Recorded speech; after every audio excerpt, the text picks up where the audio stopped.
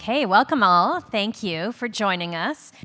We are delighted to be here to talk today about proximate philanthropy.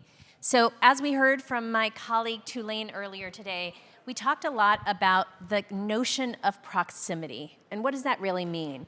And in the social impact space, we think a lot about this from the standpoint of proximity being a hard skill. Actually having an awareness and closeness to the population you're serving allows you to serve that population more effectively.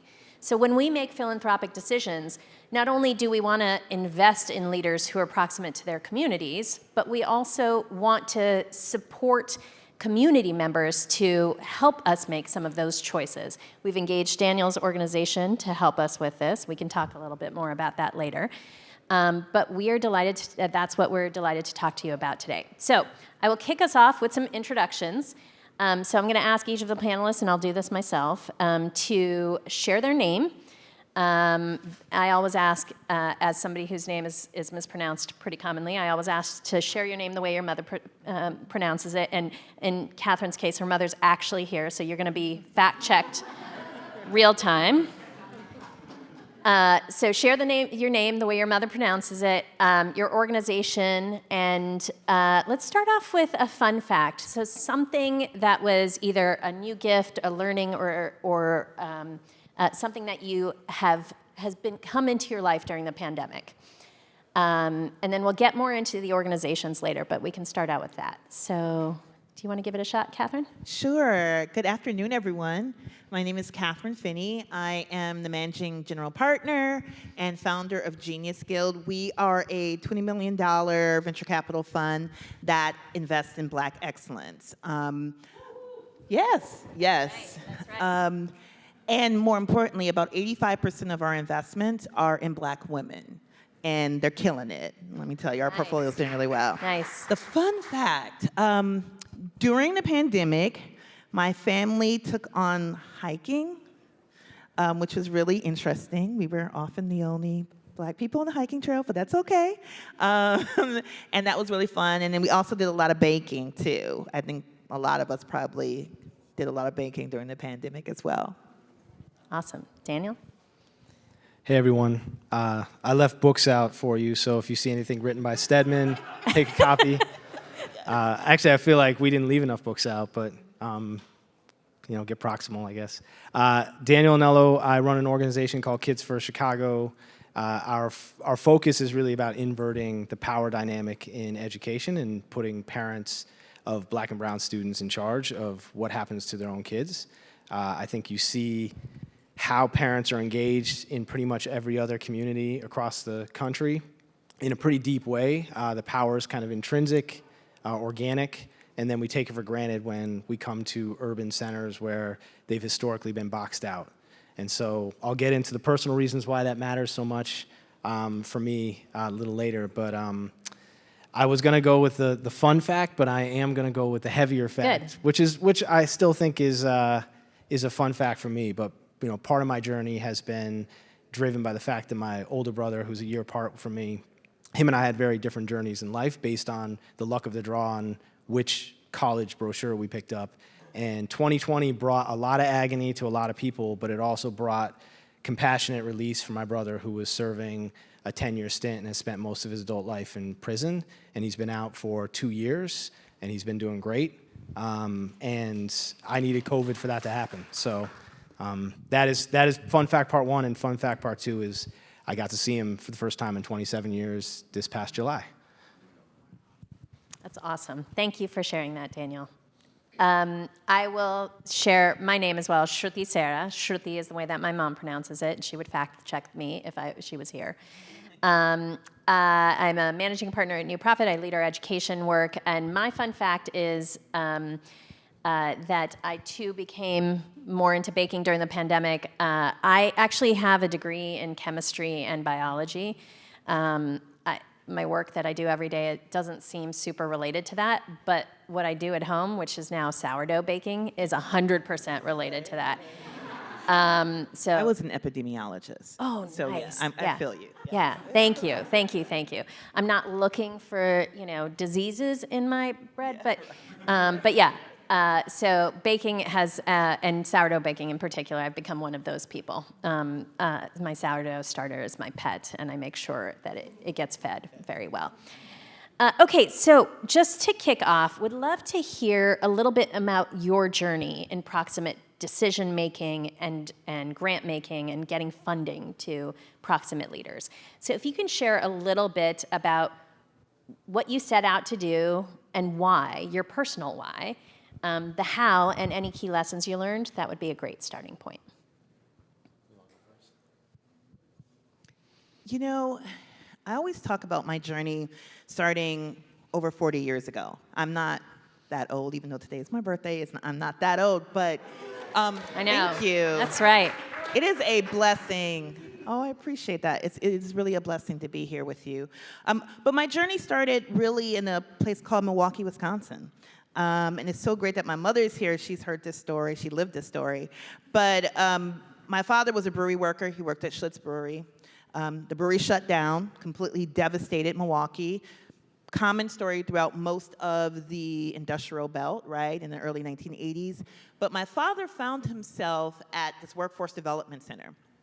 And so fast forward, took a course in C++, got an internship, moved my family to Minneapolis, and really set me on this path that I'm on right now. And I say that, and I start there because I have actually seen the impact and the possibilities of particularly technology to change a person's life. And more importantly, the gift that my parents gave me, which I think is a rare gift given to a young black child, was that I saw them take a risk and win. And that was a really important lesson to see, because many of us don't get to see that. So that I knew that I could take a risk in life, and I knew that I could win. I didn't mean I was always going to win, but I knew that was a possibility. So even though I started my career as an epidemiologist and then became this blogger of a blog called The Budget Fashionista, and then sold it and went to go work for another woman-led startup, and that got bought, I knew I could take those risks. Even when I couldn't see what the end was, I knew I could take those risks. And so I wanted to make sure that other black people, particularly other black women, could also do that too. And as a black woman being proximate, I mean, it's my community. It's what I know. It's who I know. It's who has led me to be where I'm at right now. And so my investment philosophy in investing in people who are like me is really looking at those who want to take the risk, can take the risk, who have the domain knowledge to take the risk, and can execute on it, and making sure that they have all the support, not just financial, but the emotional, the mental, the girl, you can do it, this is how you build sort of advice to be able to execute at the highest levels. And I've been fortunate to be able to invest in some brilliant black women and black men who are doing exactly that. That's awesome. Thank you for sharing that, and I appreciate your personal why, and thank you to your mom for being part of that journey. I want to hear your version. Yeah. Daniel? Yeah, so I mean, I gave a little snapshot just given my journey and my brother's journey. But on the professional side, when I think about our work, it's a pretty basic concept of that you see in the private sector every day, which is you wouldn't design a product to put on a shelf anywhere or a service without iterating with the end user 1,000 times. And otherwise it wouldn't sell, right? And I worked in consumer packaged goods for a while, and that was just the world. It was just basic common sense about how you approach product design. And then you come into the public sector, and we routinely just have these ivory tower design sessions where we come up with an idea and we just impose it on people, and you expect it to work. And sometimes there's a little good with that, but there's often a tremendous amount of harm, and it gets undone in a few years because nobody's bought into it. And so, you know, it's really hard to look at education and not feel like, particularly in cities, you know, black and brown moms and dads just have no voice. They're just denied an opportunity to have a role in that. And so from the professional side, I just feel like it's basic common sense. On the personal side, you know, my parents are an interracial couple that moved to the middle of nowhere in the woods, where as hippie-type parents, they were making sourdough bread, and I don't ever want to do it. And when I was like, you know, these are the 80s, so yeah, nobody needs sourdough. They were making clothes. Like, it was a very rustic upbringing. So, but where I grew up, I was in a very poor, rural, all-white environment, and we were the black kids. And we didn't have a voice. Like, it was it was a target on my back every day I went to school. Like, I knew when I heard certain things who my enemies were, who my allies were, and it was toxic. And I can look back now and realize that, and yet I wouldn't change it. So it's kind of this weird PTSD about it. But then I get to college, and as a mixed kid, I sit down at the black table, and suddenly, like, I'm not black enough to some people, right? And so for me, like, I've never had a box to check. I've never had the voice that I feel like I should have. And so I then look at my parents and what happened to us as a family, where they have 3 boys and we just pick random brochures and end up in completely different outcomes based as black men in America, and all the systemic factors that play into that. And they didn't have a voice. They didn't have the knowledge they needed to actually navigate any of that.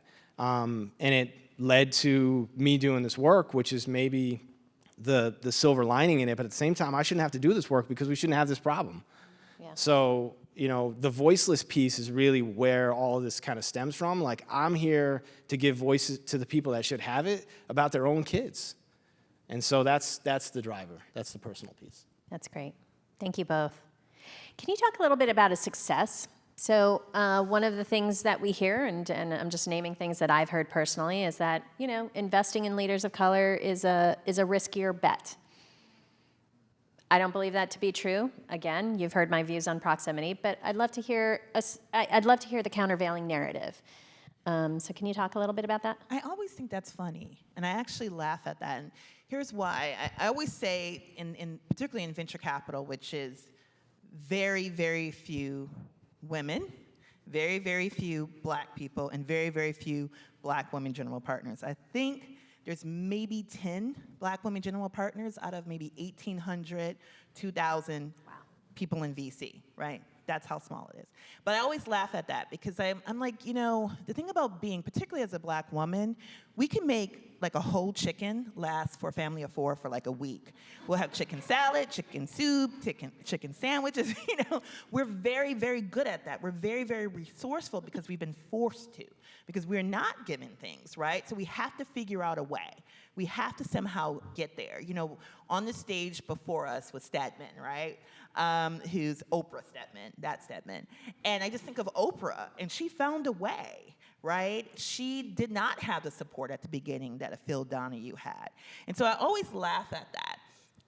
And the argument I always say to them, particularly in regards to our portfolio in terms of successes, is that our portfolio is actively proving them wrong. We have one company called Health and Her Hue, which is killing it. It's like WebMD for black women. Their valuation right now is about 10 times the amount in which we invested in them. That's awesome. That's massive. That doesn't happen usually in venture. We have another company called Stimulus that is a SaaS software platform that is restructuring how minority supplier diversity is utilized and accessed within corporations. That's doing well. All of these are led by black women. All of them are led by black women who are not in Silicon Valley. Right? And so I just think that it's just, I think at the core of those sort of questions, because they're not really asking about whether or not we're investable, whether or not we're risky. The question is really about trust, right? And I think we see that in philanthropy. Thank you. I left it like 2 years ago, and now I can barely say it. I detoxed from it. I don't even want to say it, but I ran a nonprofit for 8 years called Digital Undivided. And one of the things that was the most infuriating was this question of trust. And it came down to not trusting black people, Latino, Latinx folks, Asian folks, not trusting the communities to do the work that you're literally giving them support to do. And I just thought that was so strange. Because here are the people who know the most, right? We're talking about Proximate. These are the people who know how to solve the problems. They live it every day. But yet you don't trust them to actually solve it. You don't actually believe that they have the skills to do it. And so then the question becomes, what is the real question here? And how do we talk about that, and how do we address that? You just gonna leave it there? I'm gonna leave it there. Wow. I'm like, how do I answer this question? So I'm going to talk about just the proximity of specific work, but systemic racism is my, I know you're, but I I think we don't value the expertise of certain people, and we have a hard time looking in the mirror and recognizing why that is, which is, we walk in a world where we live and breathe a white colonial supremacist construct, like, just to name it, like just we are in a world where that hierarchy lives in all of our heads, regardless of who you are and where you come from. And that's 500,000+ years of history that's created that, right? And so that expertise question comes up, and when we talk about proximate philanthropy, like what we're going after is that. We are trying to re-establish that the expertise of what should happen with kids and their kids' education in cities like Chicago are the parents they see their kid every day. They know. And I think there's all kinds of judgments on these families that, frankly, you can give me any color person you can find, and I can find you an example of whatever stereotype you want to throw at any of them, right? Like, let's be real about it. But the work that I'm really proud of right now is being led by my colleague who's not in the room, but also Natalie Neri, so if you guys can find her, grab her, talk to her. But she's doing work right now with the district around accountability redesign that I think the country should be paying attention to. It's about inverting the power dynamic. So rather than having a stakeholder group of experts who are often, white and have, all the degrees in the world and frankly are really, really brilliant people when it comes to how you design an accountability structure, but they don't necessarily have the expertise that parents and families bring to bear about what they care about and what they want to measure. And often those rooms design a policy that is very top-down and has unintended consequences. And they don't mean it, it's part of the structures and how this thing kind of plays out. And what she's done and what our team's been able to do with the district in partnership is create an inverted process where from the design of how you do the stakeholder engagement to the analytics of the surveys that come back from the outreach itself is done by a stakeholder group of all the people that are directly impacted by accountability, from teachers to unions to parents to youth. Like, they're all in the room, and they are the ones designing where this thing needs to go. And it's that room of stakeholders that typically would be steering the decisions. Their job is to respond to what their stakeholders are telling them, which is exactly how product design works in the private sector. It is the same thing, but it's revolutionary in school districts, and it doesn't need to be. And so, I'm really proud of where we are with that. I mean, the outreach work and the engagement work for CPS has touched 12,000+ people at this point, and I hope it continues to touch more, but I hope it becomes kind of a common practice for the district, so. That's great, really helpful. And I'm not going to put you on the spot to talk about how did the Chicago Public Schools open this year, because I know there's CPS folks in the room. So, but I would say, Stephanie can share. if you want to talk to anyone about how Chicago Public Schools opened this year and how parents played a role in that, there's a few people you could talk to afterwards. So I wanted to go to a question about when you were surprised by something, and I'll share an anecdote en route to that. And I have a colleague here, former colleague Hassan Brown, Dr. Hassan Brown, excuse me, who worked with us a few years ago and helped us put together a parent advisory council at New Profit. We call it the Parent Advisory Council, the PAC, for good reason, because we want to be influenced by the PAC. They're involved in all of our investment selection decision-making. They interview our social entrepreneurs alongside us. They interview all the constituents from our portfolio organizations during the due diligence process. In fact, they lead those interviews. We just listen and take notes. And it's fundamentally changed our dynamics with our social entrepreneurs from the moment one that we talk to them. Because our social entrepreneurs even say to us, wow, you guys are kind of real about caring about parent voice. Parents ask super smart questions. They ask tougher questions than we do, because we try to sugarcoat them and we try to be like nice because we're working on the power dynamic. The parents are like, no, these are my kids who are going to go through your program. So I'm going to hold you accountable to this.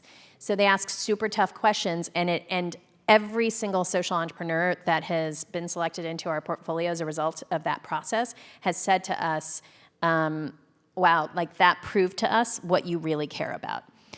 And it surprised us, I will say. And every single time we involve a new profit person in one of these investment selection processes, they come in a little bit skeptical, and they leave saying, the parents were super smart there. I'm glad that you guys did that, and we didn't know how they would show up. So I'm naming something that has surprised us, even with the best of our intentions, even setting out these kind of values and beliefs.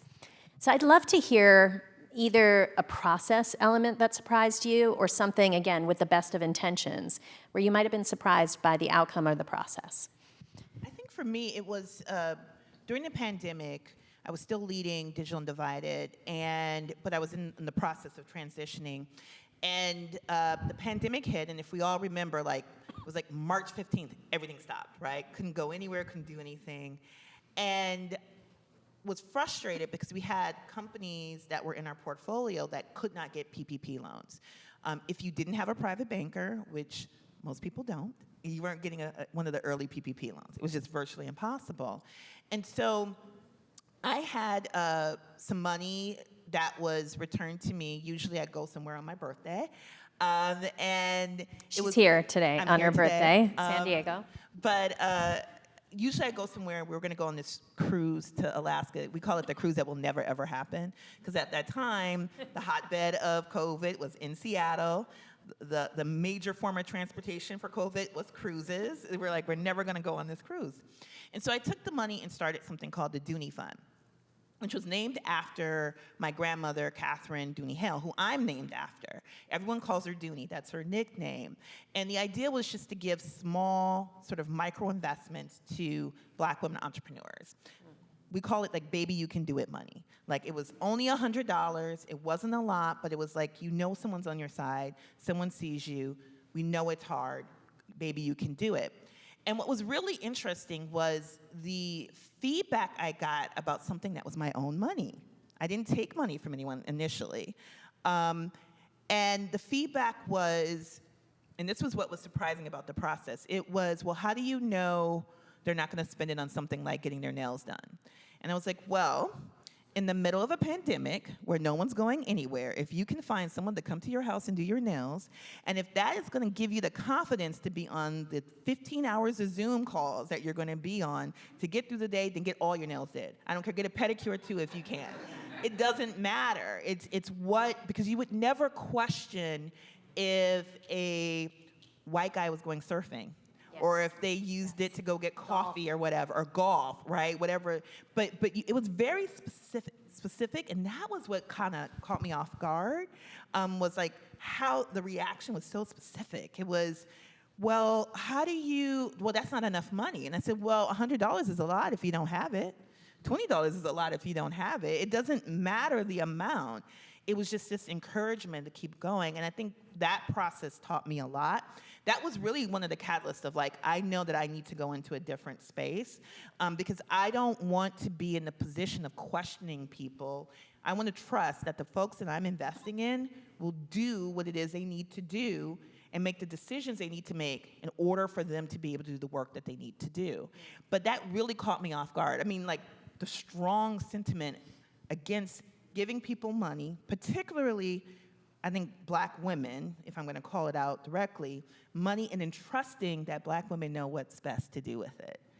It was just so mind-boggling. I mean, I can't even tell you how I got mad, I got angry, and then I decided to start a venture capital fund and to do exactly that. So okay, well, there you go. If you wanted more money, there you go. Exactly. So I would say, like, from the surprise question, like the truth is, like, we're surprised daily. Our model is intentionally deferential to the parents that we work with. So it takes a pretty Freirean kind of approach of it's a dialogue, and our job is to facilitate that dialogue, to present all the good, bad, and ugly from all the different vantage points that we can get our hands on for any particular issue, and to let the parents ultimately kind of wrestle with those things together and come up with what they think in consensus is the best way forward. And so the solutions that come back from the dialectic are just, they're pretty amazing, right? Like always, because they're amazing from the vantage point of my bias of, oh, I didn't think of that myself, which is also a little egocentric, but like the reality is they come up with some pretty brilliant ways to move forward that you can't come up with unless you're proximal and you have a process by which people are engaged and allowed to lead. And so, you know, one recent surprised specifically was, and unfortunately it didn't actually make as much traction because of the political powers around it, but Chicago's going through a transition in terms of their school board governance. And we just felt like parents should have a role in deciding what that governance structure looks like. And so we engaged in a process with families, and we talked to more than 300 in this case you can't even call it a focus group. I mean, these are like 2-hour sessions with people, walking them through all the different ins and outs, what happens in LA, what happens in New York, different versions of school boards, how many are elected, how many are appointed. And they came up with an optimized model for parent power. At the end of the day, that's what they came up with. We want a balanced board. We want to make sure that the board represents the people who send their kids to Chicago public schools. We want to make sure that undocumented families, who are a large portion of Chicago public school parents, are allowed to participate and be on the school board. We want these different expertise, they had a whole list. And we want the positions to be paid for, so people who aren't running, who happen to have the privilege and time and resources, frankly, to not get paid for it. And we need campaign financing, right? Like, these are all things that sound totally logical. And the split between the board that they came up with was, we want 5 appointed and 5 elected, where if the elections, which we can't control, we know this now because we've learned it, we can't control who gets elected, so maybe parents don't run. But we want at least 50% of the parents to be, or 50% of the members to be parents, so the appointees have to satisfy that need. And they did that for everything. They optimized for everything to make sure that they got the board that they wanted. And unfortunately, like, both sides of the power dynamics and the political arrangement picked the stuff that they liked and kind of dusted aside the other stuff from the political power standpoint, which is a different problem we're working on. But I think the solution, I came away surprised just thinking, why isn't every school board designed this way? Right? We got 13,000, they all look the same, and they're not all working, so. I hear you. Okay, I'm going to open it up for questions in a few minutes, and I know some of your names, and I'm not afraid of calling on you if you have questions. But let me ask one more question, and then I'll open it up to the audience. So you're both proximate leaders yourself. You're both people of color. What's the cost to you in this work? Oh gosh, that's such a good question. It's, particularly as a mother myself, it's balance. I mean, my son is here with me today. My mother is here with me today. Today's my birthday. So I'm balancing, always a balancing act, right? And I think that's been hard. I think also realizing that self-care needs to be centered for me as a leader. And I think another thing that has been really interesting, especially when you lead an organization of people, we have 10 staff, we have 10 investments, those investments have staff.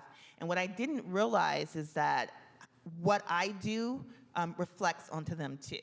And so the fact that I said tomorrow through Saturday, I'm on vacation.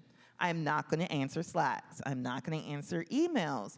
And what I realized by doing that, it gave permission to other staff members to do that too, and to center self-care.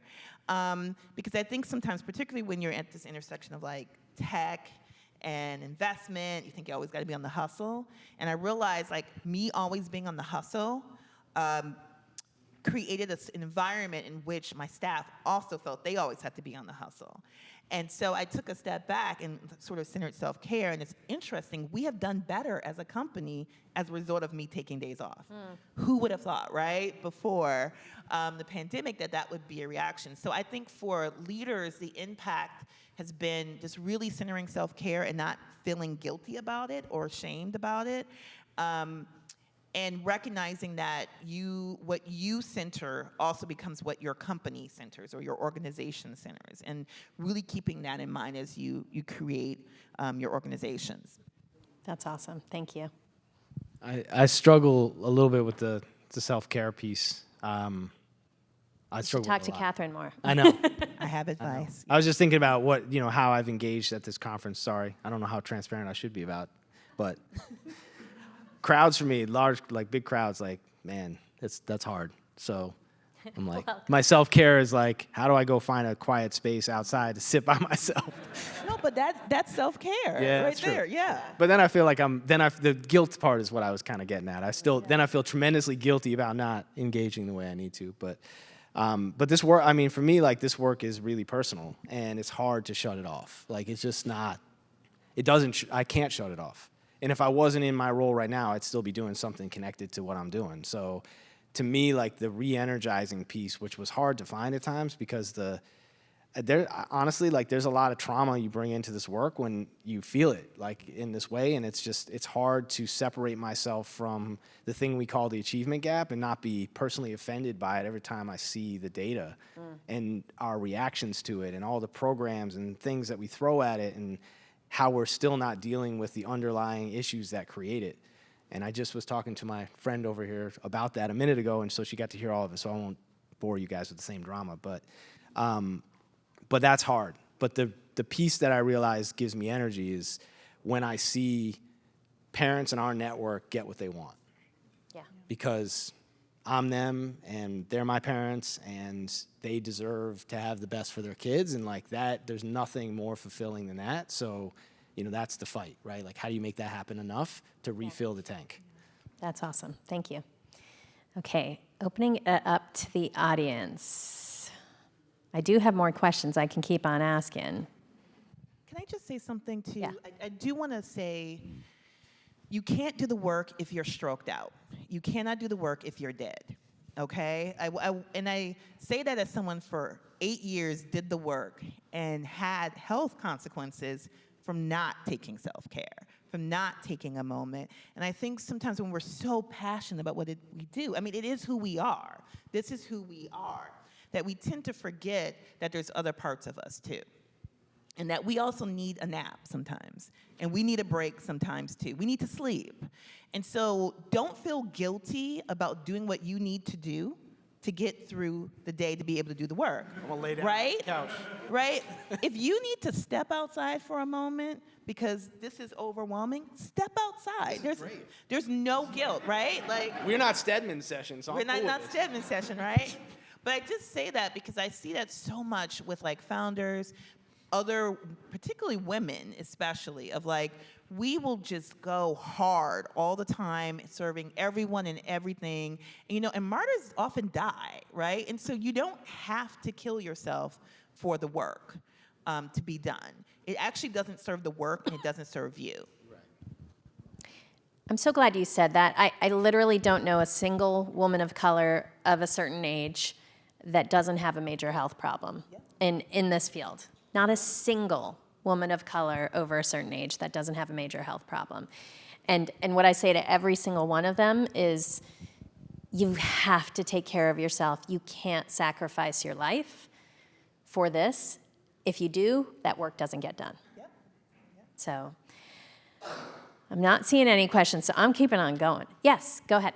It's more of like a philosophical question. I'm Wanam Okoya.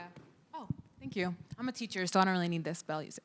My name is Wanam Okoya. I'm the founder of Healing Schools Project, and we do healing work with teachers of color and work with schools to improve their working conditions. And I'm at this sort of point as an early founder where it seems like social impact is like a field that's talked about as one, but I wonder for you, Kathryn, why you chose VC and not the philanthropy direction. And there's a lot wrapped up in that question, but just wondering how we could maybe bring those two fields together, because it seems like the objectives are the same, but the pressures are different. So just wondering if y'all would be comfortable discussing that. The reason why I left the nonprofit space, if I'm being really honest, was that it was very difficult to be a brilliant Black woman in nonprofit. And I think the structure of nonprofit is not really innovative, right? They don't want you to be innovative with public money. So I get that, but I'm an innovator. So it was difficult for me to be in that space. And so I chose VC for no other reason than it gave me the flexibility to be able to invest in Black women innovators. And if the flexibility that I would not get if I was in the nonprofit or even foundation space. And that's why I chose it. Okay. So I think I I'd, saw one more question. Michelle. Yes. Can y'all hear me? So something you said, Daniel, really stuck with me. I'm a social entrepreneur. I run an ed tech organization, and you said, in the private sector, like some of the mindsets of product development are just like baked into it. But then in education, those things are just totally innovative. And that just really resonates with me. I wonder if you could just talk a little bit more about any concrete ideas, or how can founders of ed tech companies make sure that, we're thinking about communities of color, and that when we're doing design, that we're involving everyone. Yeah, I think the tricky part here is not necessarily the operationalizing of it. I think the tricky part is the mindset shift, right? It's about who should have the power and the decision-making authority when it comes to what you're trying to create. I think you probably could segment the market and understand these are, I'll use, business language, but our primary consumer or end user is so-and-so. It's probably children, right, based on your ed technology. Your primary buyer is maybe a district or parents. I don't know who you're trying to engage with, but those are your stakeholders. And so how do you get a broad swath of those stakeholders to be the ones that are actually telling you what you need to design?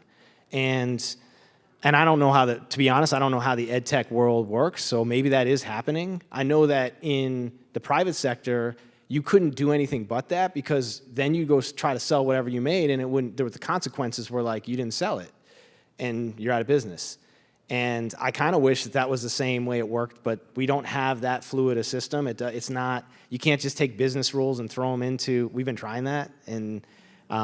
But I think for someone, my advice would be start with just trying to identify who it is, but then really do some really hard reflection work about, are we really going to give up the power in the decision-making rights about what this thing needs to look like? Because if you're not doing proximal work. That's what I would say. I might throw that question, slightly modified version, to you to close out our session, but are there any actionable pieces of advice that you could give to this audience, a mix of funders, social entrepreneurs, educators, thought leaders? Trust. I mean, that's pretty much the biggest thing. Trusting those that you invest in, trusting the communities that you work with, figuring out how to incorporate more trust into your systems and your processes. I think if all of us looked at our organizations and the way we run things, we would inherently see some parts that maybe have a lack of trust there. I think being in dialogue with the communities that you serve, whether it's a nonprofit or for-profit, not just dialogue, but actually bringing them into decision-making, truly decision-making and true leadership. And then trusting that those that you invest in know what they're doing. Else, why would you have invested in them? And I think really just keeping it that simple of trust and developing that. Yep. And my one piece of advice that I'd give is work with organizations like these ones. If you're not sure how you can do this, go to Kathryn. My guess is she can use some of your money and deploy it in the right way, right? Sure can. Become an LP in our fund. Yeah. If you don't know how to involve parents in your process, go to somebody like Daniel, who's got an existing group of parents who are deeply knowledgeable about education. That's what we've done. There are other organizations like this. We've got DC PAVE in DC. You've got Rise Colorado in Aurora, Colorado. I can name dozens of organizations. But go to organizations like this if you're not sure and you want to start somewhere. Go to a trusted resource, and then you'll start to build trust in the rest of the system. So with that, I think we are closing out. I am told that we need to exit the room. So if you have questions, we'll be in the hallway to answer any questions. And with deep gratitude to my colleagues here, thank you.